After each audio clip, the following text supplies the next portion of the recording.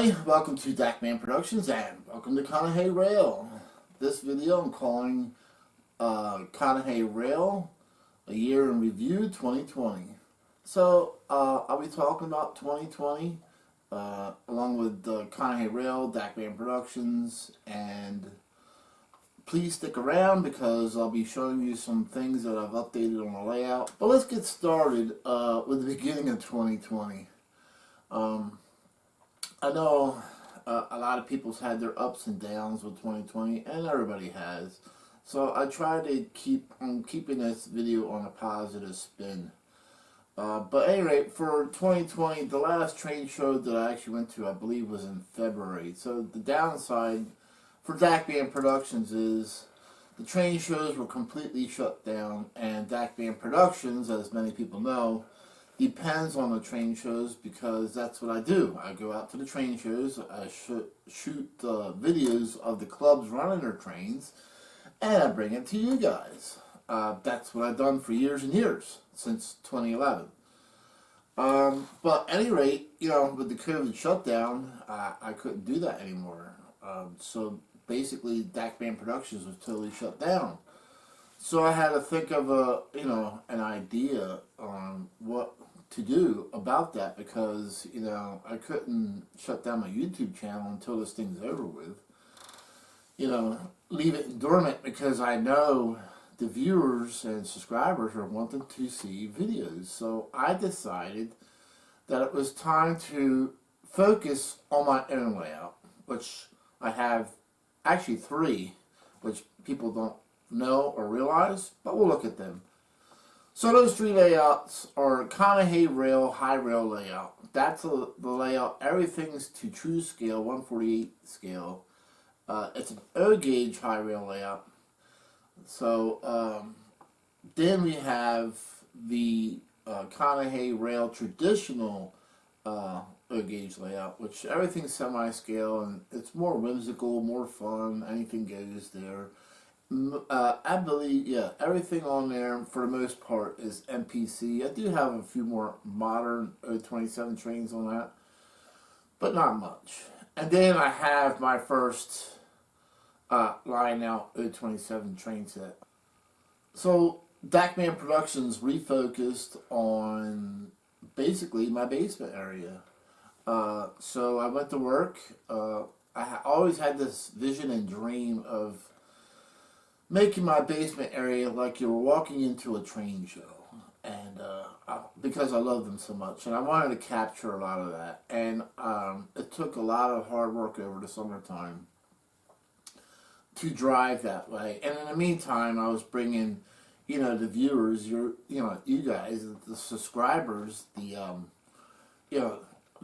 trains I was running during those time periods, and I bought some stuff and show it and review it, and so I started expanding on the Dakman Productions format. I got bored one summer because I don't have cable. I stream everything, so I got tired of watching the same stuff, and I have YouTube on my Roku app or Roku stick.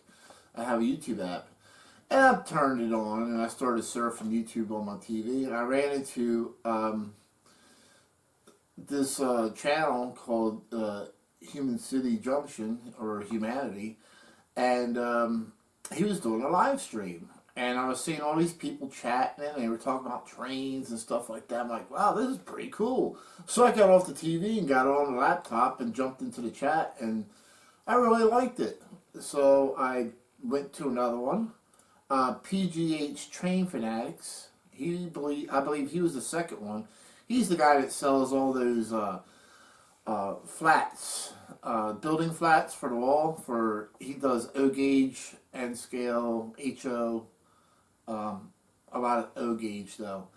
So the very first show I watched with his was he was making a scene, or building a scene of cutting up a locomotive. It was a Pennsylvania locomotive, and he was making a scene of cutting it, you know, where there was a guy torching it up and cutting it up, and it came out really nice, and I enjoyed it so much that I started watching his YouTube and subscribed to him. So And then the third one I ran into was Crossed Anchors Railroads.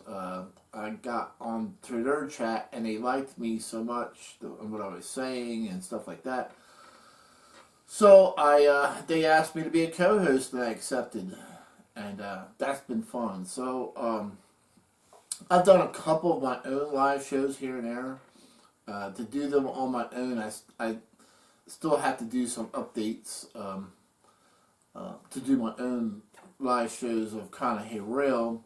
But I also joined up with Mr. Pictovid after doing these live shows and co-hosting. I talked him into doing a large-scale consolidated live show, just the two of us.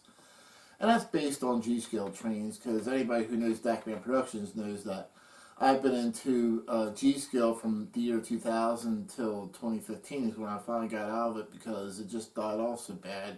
I lost interest and went back into O-gauge because it had everything I wanted. But even though I got out of G-scale, went into O-gauge, I still, you just don't throw it away. You don't throw your friends away. You don't throw away going to G-scale train shows. And besides that, I like all gauges of trains. I don't care if it's H, O, Z, N. If I'm at a train show, I'm going to come up to your layout. I don't care what scale it is. I'm going to watch it and enjoy it and have fun. And that's what it's all about. And meet new people.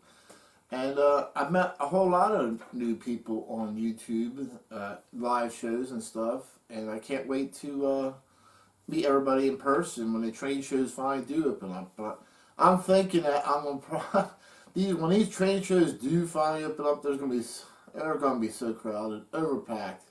That'll be a good thing, actually. But I'm thinking we'll all have to camp out at 6 o'clock in the morning to get in the door for a 10 a.m. show when they first start to open up again. Everybody will be there. But that's cool. That's fine. But going on, Dakman Productions channel started growing as I started changing the format from going to train shows to doing live shows to doing runs on the traditional layout, video runs on the Conahey Rail high rail layout.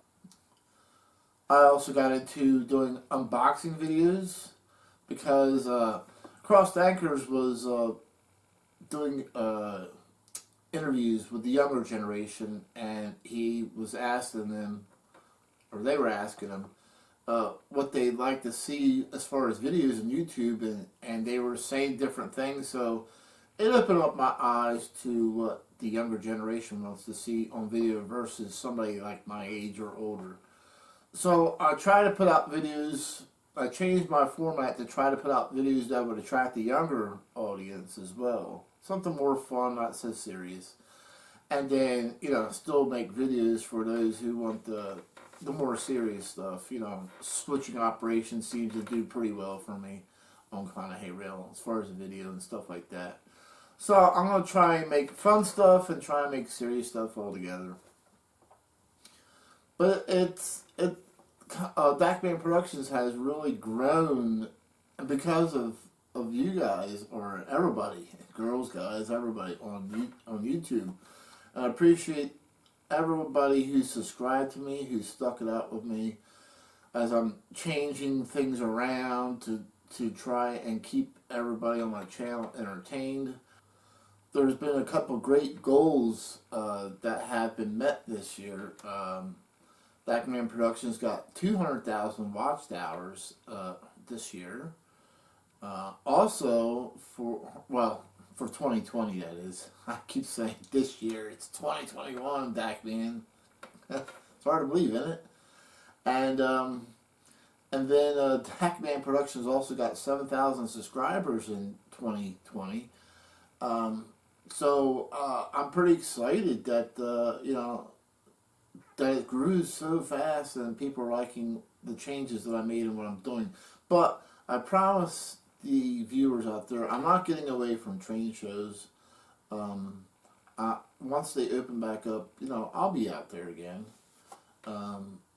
So I appreciate everybody who has subscribed and liked the channel and stuck with me. and give me suggestions. And I love the viewers who are sending me suggestions on videos to make.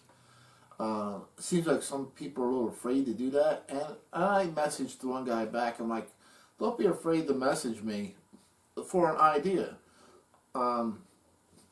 If it sounds good, if it sounds like something I can do, and I have the trains to do it with, I have no problem doing it.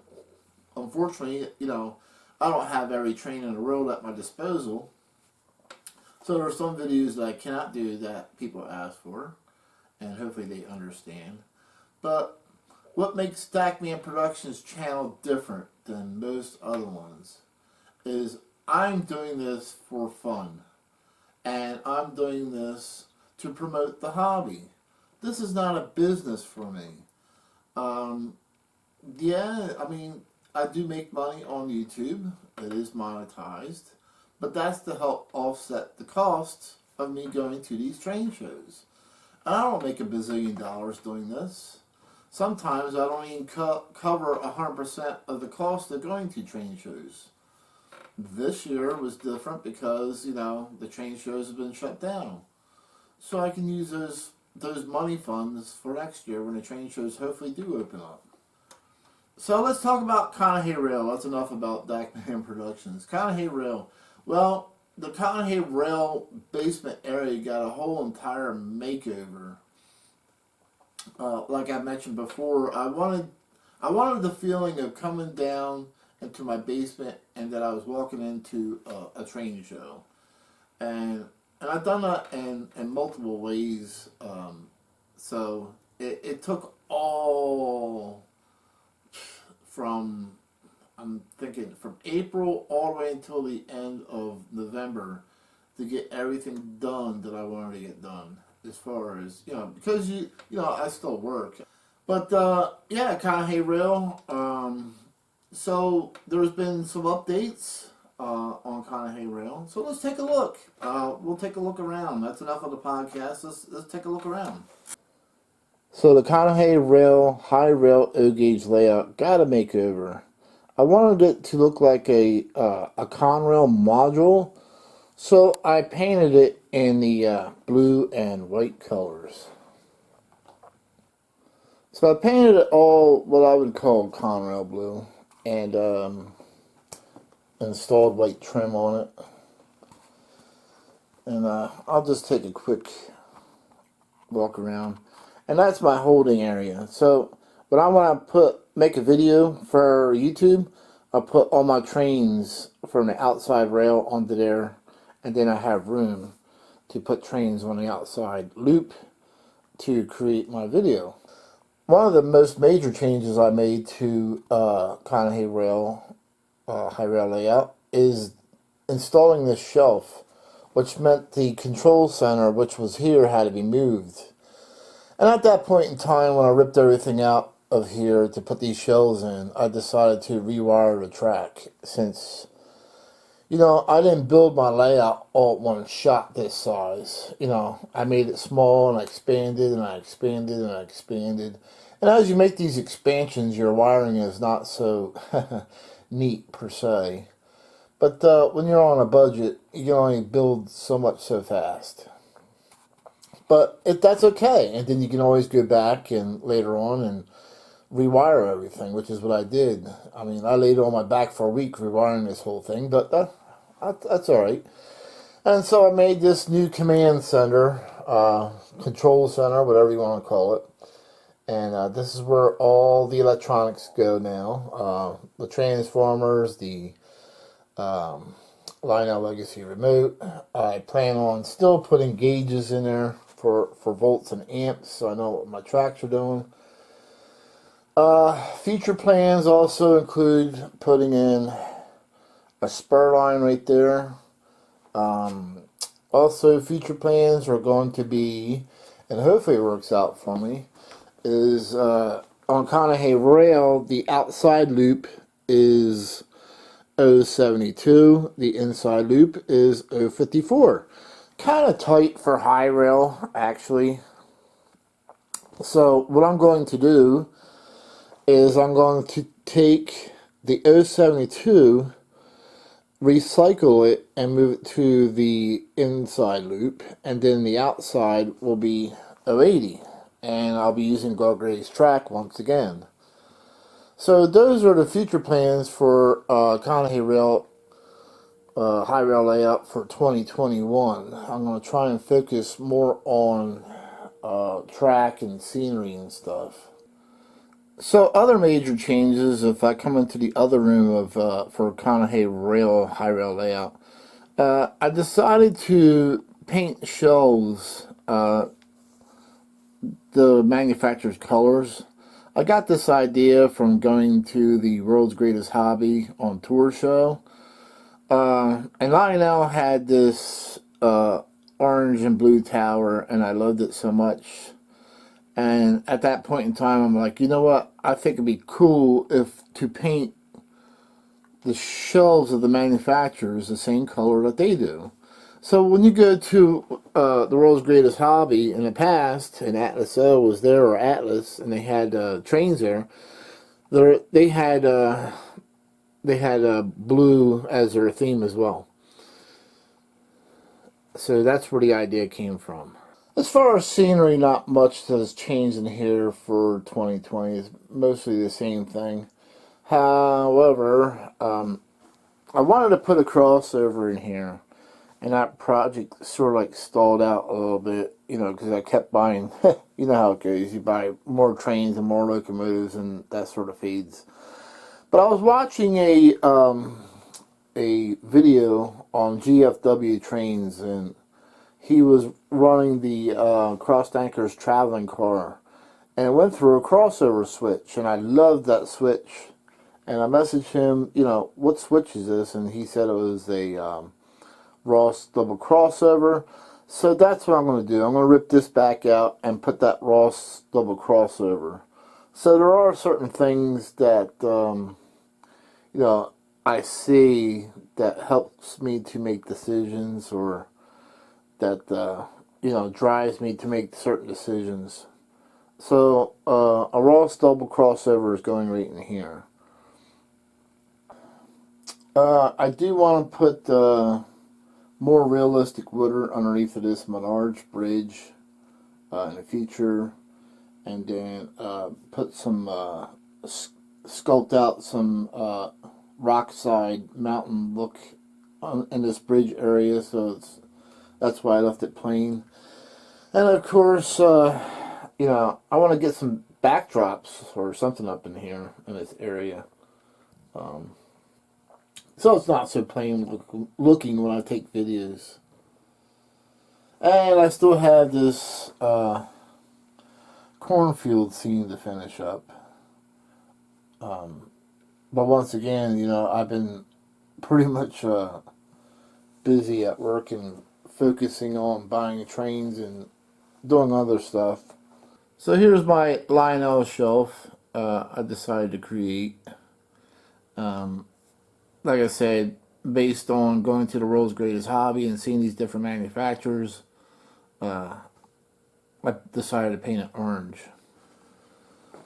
And then, of course, we have the MTH shelf. MTH trains. Decided to use a plum color because all my MTH is Premier, which is what everybody calls in a purple box, but I think it's more like a plum. But hey, that's my my opinion on that, or take.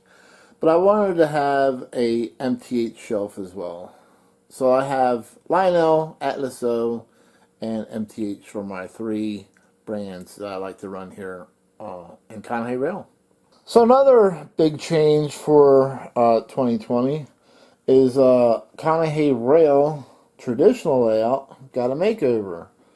And I painted it like the Lionel tower that was at the World's Greatest Hobby. The orange and blue tower that they had on display. So that's what inspired this this paint on this traditional layout.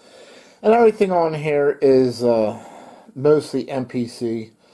If I see something modern that I like, I still buy it once in a while, but not that often. But that I try to keep only MPC on there, and anything that I buy newer, I leave on the shelf until I'm ready to run it. But I wanted to build sort of like a what if Lionel MPC dealer layout. So this will be something that what if Lionel during the 80s and 70s had a dealer layout that they brought to train shows. Would this be something that it would look like? And that's what I did. So it gives me the feeling that Lionel really is on display here. One of the things I don't show that much on video or talk about in the Conahey Rail basement is my very first train set. What drove me to do all this in the first place. I got this train set in 1976. I still own it. It's called the Lionel Rock Island line. It still runs. I run it around my Christmas tree every year. So it was a fun set. Not worth much, but I don't care. It was my first train set, and I kept it. And I run it on the original O27 track, not the O-gauge track. So that I wanted to show you guys as well. For the Lionel MPC era trains, I decided to paint the shells red instead of orange, because basically during the MPC era, the boxes were either white with red lettering on them, or they were black and white with red lettering on them. So, and they were red with white lettering on them. So Lionel didn't have a lot of orange during the MPC era. So I hope you enjoyed my Dakman Productions / Conahey Rail 2020 a year review. And I'm looking forward to 2021, meeting everybody at train shows, and looking forward to getting back to doing train show videos, and of course continuing the live shows and other things that I've enjoyed doing different for this year, or for last year of 2020. And thanks everybody for subscribing, and thanks again for watching Dakman Productions. Don't forget to subscribe. Dakman Productions is also on Facebook, and Dakman Productions has a community tab on YouTube, which I put videos on there that you can comment to and comment on that you normally couldn't when it's made for kids. And we'll see everybody later. Thanks a lot. Bye.